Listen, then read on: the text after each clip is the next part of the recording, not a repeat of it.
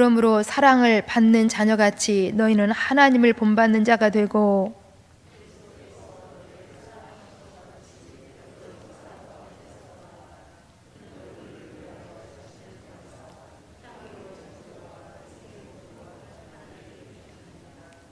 음행과 온갖 더러운 것과 탐욕은 너희 중에서 그 이름조차도 부르지 말라. 이는 성도에게 마땅한 바니라.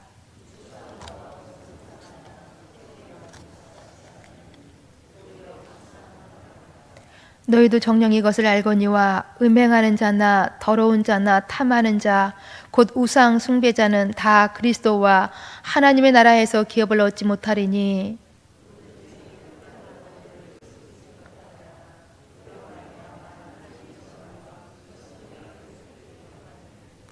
그러므로 그들과 함께 하는 자가 되지 말라.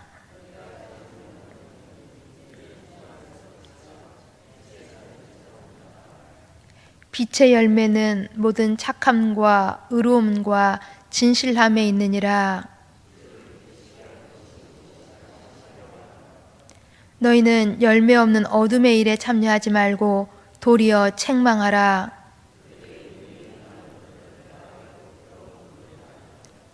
그러나 책망을 받는 모든 것은 빛으로 말미암아 드러나나니 드러나는 것마다 빛이니라. 그러므로 이르시기를 잠자는 자여 깨어서 죽은 자들 가운데서 일어나라. 그리스도께서 너에게 비추이시리라 하셨느니라. 아멘. 성경에서 접속사는 매우 중요한 역할을 합니다. 왜냐하면 성경의 저자들은 자주 이 접속사를 사용하여서 자신이 말하고자 하는 핵심과 그 강조점을 표현하기 때문입니다. 그러게 성경을 읽을 때는 앞과 뒤의 내용을 연결해 주는 이 접속사를 매우 주의 깊게 살펴보아야 하는 것입니다. 오늘 본문도 1절 말씀을 보시면 그러므로 라는 접속사로 시작하고 있습니다. 그러므로 사랑을 받는 자녀같이 너희는 하나님을 본받는 자 되라 라고 말씀하십니다. 그러므로 하나님을 본받는 자가 되라. 그러므로 바울은 어떤 이유로 우리가 하나님을 본받는 자가 되어야 한다고 말씀하고 계시는 것인지, 여기 본받는다라는 것은 그저 그 모습만 흉내내는 그러한 수준이 아닌 것입니다. 그냥 겉만 벗겨내는 정도가 아니라는 것입니다. 여기 본받는다라는 것은 하나님의 모습 그대로, 하나님의 성품 그대로 드러내는 것을 의미합니다. 그러면 하나님의 모습, 하나님의 성품은 어떤 것인가요? 물론 우리가 하나님의 모습, 하나님의 성품을 여러 가지로 이제 묘사해 볼 수 있지만은 대표적으로 하나님은 거룩하시다, 신실하시다, 또한 선하시다, 또한 자비하시다, 이러한 단어로 우리는 하나님의 성품을 꼽을 수가 있습니다. 그 본문에서 바울은 우리가 하나님을 본받는 자가 되어야 하는 데에 하나님의 거룩하심과 신실하심, 하나님의 선하심과 자비하심을 우리가 그대로 우리 삶 가운데서 드러내야 한다라는 것입니다. 우리는 여기서 그런데 반문할 수가 있죠. 아니, 우리가 어떻게 거짓과 속임이 난무하는 이러한 세상 가운데서 하나님의 선하심과 자비하심을 나타낼 수 있는 것입니까? 아니, 우리가 어떻게 죄의 유혹이 가득한 소돔과 같은 이 세상에서 하나님의 거룩하심과 하나님의 신실하심을 나타낼 수 있는 것입니까? 이렇게 반문할 수가 있습니다. 이것이 가능하냐라는 것입니다. 여러분은 어떻게 생각하십니까? 여기에 대한 바울의 대답은 예스입니다. 충분히 할 수 있다는 것입니다. 도대체 어떻게 이것이 가능하다고 하는 것인지, 가능하다면 그 근거는 무엇인지, 우리는 이것을 알기 위해서는 그러므로라는 접속사를 사용하여서 연결하고 있는 예배소서 전체를 생각해 보아야 하는 것입니다. 곧 이 예배소서는 전체를 두 부분으로 나누어 볼 수가 있습니다. 1장부터 3장까지는 성부 하나님의 구원 계획과 그리고 그 계획을 십자가의 죽으심으로 성취하신 예수 그리스도의 사역을, 그리고 또한 이 십자가의 사건을 우리 한 사람에게 적용시켜 주시고 계시는 성령 하나님의 일하심을 기록해 주고 있습니다. 곧 여기 1장부터 3장까지는 구원에 대한 핵심 교리, 복음에 대해서 기록해 주고 있다라는 것입니다. 그리고 또 4장부터 6장까지는 이 복음을 근거로 하여서 우리 이제 이 복음을 알고 있는 우리가, 이 하나님의 사랑을 받은 우리가 이제 이 세상에서 어떤 삶을 살아야 할 것인지, 우리가 이 세상에서 어떻게 거룩한 삶을 살아야 할 것인지를 이제 적용해 주고 있는 것입니다. 결국 우리가 하나님을 본받은 자로 거룩한 삶을 살아야 할 이유는 바로 하나님의 구원의 은혜 때문이며, 또한 예수님의 십자가의 죽으심과 부활을 통한 사랑 때문이며, 또한 이 사실을 알고 믿게 해주시는 성령님의 일하심 때문이라는 것입니다. 우리 기억하지요? 오순절 함께 모인 제자들에게 예수님께서 약속하신 성령님이 임하셨습니다. 그리고 이 성령님이 제자들 개개인들에게 예수 그리스도의 십자가가 어떤 의미인지를 알게 해주셨습니다. 곧 계시와 지혜의 영을 이들 가운데 임하게 하셔서 제자들의 어두운 마음의 눈을 밝히셔서 예수님의 그 죽으심과 부활이 그들 인생에 어떤 의미인지를 깨닫게 해주셨다라는 것입니다. 그러자 이 제자들의 삶이 완전하게 변화가 되었습니다. 그동안은 죽음이 무서워서 관료들의 핍박이 혹시 있을까봐 꽁꽁 문을 닫고 숨어 있었던 제자들이 이제 당당히 사람 앞에 나타나서 주는 그리스도이십니다, 예수가 그리스도이십니다 라고 하면서 복음을 전하였습니다. 곧 복음의 능력이 제자들에게, 복음의 능력이 초대교회에게 드러나기 시작했다라는 것입니다. 그렇습니다. 복음은 우리가 생각하는 것보다 훨씬 더 엄청난 능력을 우리들 가운데 가져다 줍니다. 이 복음은 단지 천국에 가기 위한 천국 티켓 정도가 아니라는 것입니다. 복음은 아무리 이 세상이 죄악이 관영하고 불의가 가득한 세상이라 할지라도 이러한 세상 가운데서라도 어둠을 밝히고 하나님의 영광을 드러나게 하는 하나님의 능력이 되게 한다라는 것입니다. 그러게 보면 8절은 예배소 교인들의 상태를 이렇게 기록해주고 있습니다. 우리 본문 8절을 함께 읽습니다. 8절입니다. 너희가 전에는 어둠이더니 이제는 주 안에서 빛이라, 빛의 자녀들처럼 행하라. 아멘. 그렇습니다. 모든 인간들은 영적 어둠에 놓인 존재들이었습니다. 죄로 인하여서 하나님과 교제가 단절되었기 때문에 인간은 영적으로 무지하며 어떤 선함과 어떤 거룩함을 드러낼 수 없는 존재들이었다는 것입니다. 그런데 이런 인간에게, 이런 우리들 가운데 소망이 생겼습니다.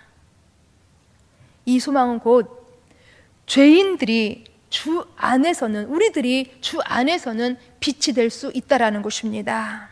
그렇지요? 이제는 주 안에서 빛이라 라고 말씀하십니다. 주 안에서 우리가 빛이 된다라는 것입니다. 복음 안에서는, 주 안에서는 우리는 어둠을 몰아내고 빛이 된다라는 것입니다. 그러게 바울은 너희들이 주 안에서 빛이 되었으니 빛의 자녀들처럼 행하라고 말씀하고 있습니다. 그러면서 빛의 열매는 착함과 의로움과 진실함이라고 아주 자세하게 가르쳐 주고 있습니다. 유럽의 어느 마을에 쌍둥이가 있었습니다.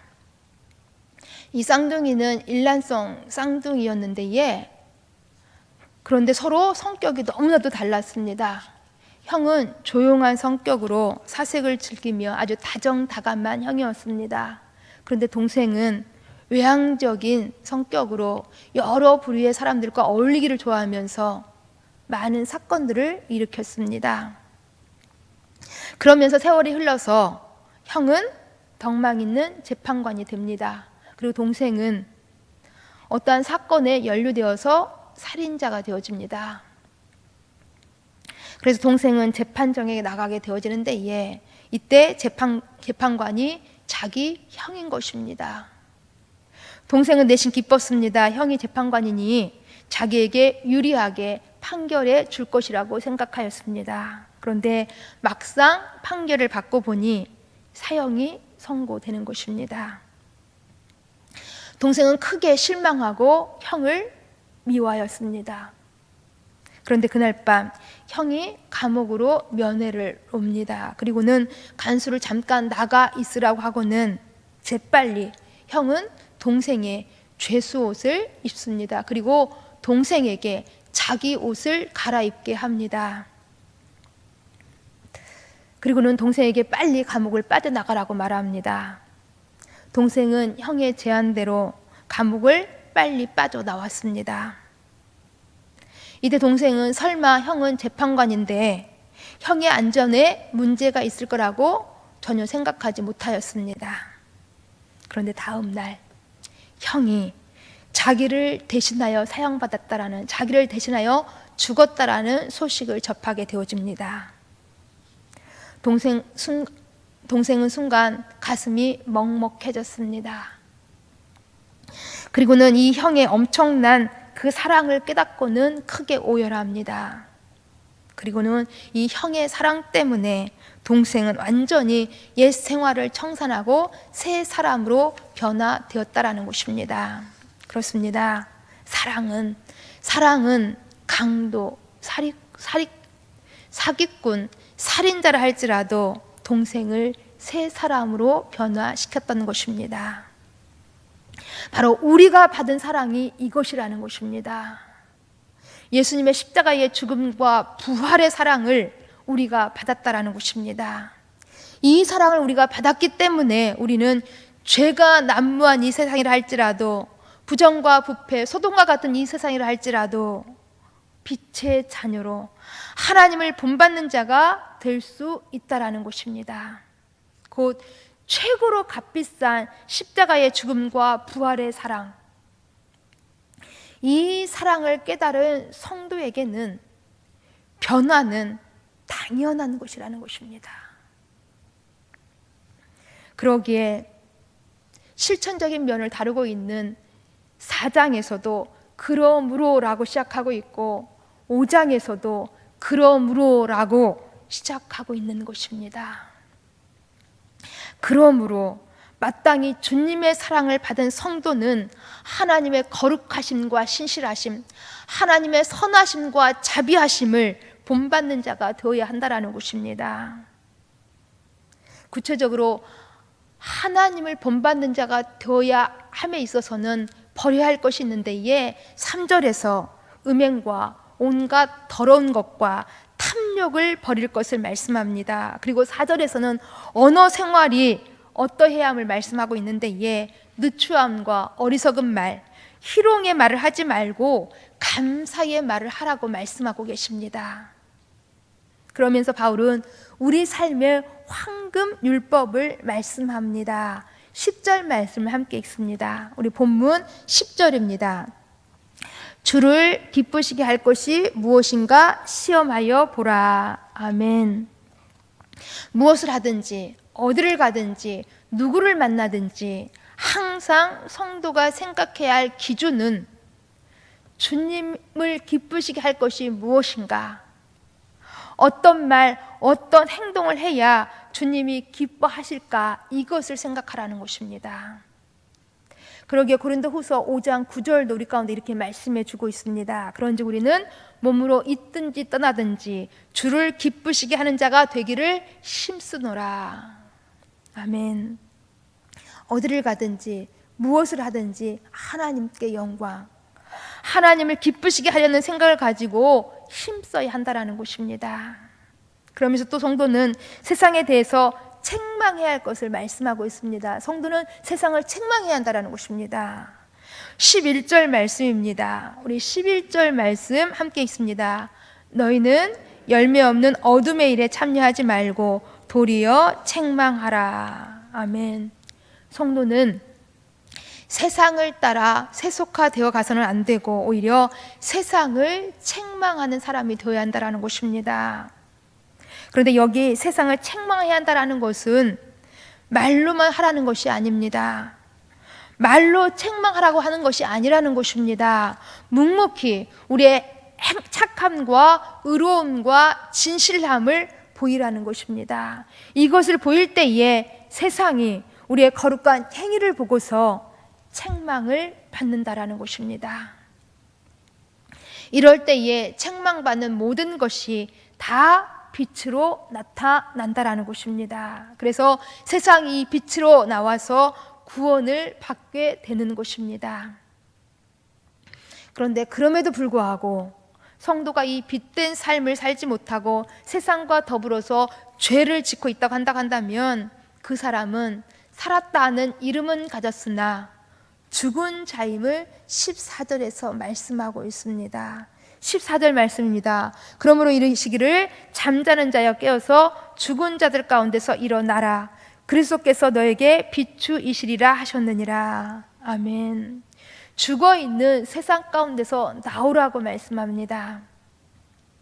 왜냐하면 그리스도께서 우리에게 빛을 비추어 주시기 때문입니다. 그렇습니다. 우리는 하나님의 구원의 사랑을, 우리 예수님의 십자가의 대속의 사랑을 받은 사람들입니다. 곧 우리는 하나님의 빛을 받은 사람들이라는 것입니다. 그러므로 우리는 하나님을 본받는 자가 되어서 빛의 열매를 보이며 세상을 책망해야 하는 것입니다. 그래서 세상이 빛으로 나오도록, 그래서 세상으로 구원받도록 해야 한다는 것입니다. 이러한 삶으로 늘 우리 하나님을 기쁘시게 하는 삶이 되시기를 간절히 주님의 이름으로 축원드립니다. 기도합니다. 하나님 감사함을 드립니다. 전에는 어둠이었던 우리를 하나님의 구원의 사랑으로 불러주시어서 이제는 주 안에서 빛을 하시니 감사함을 드립니다.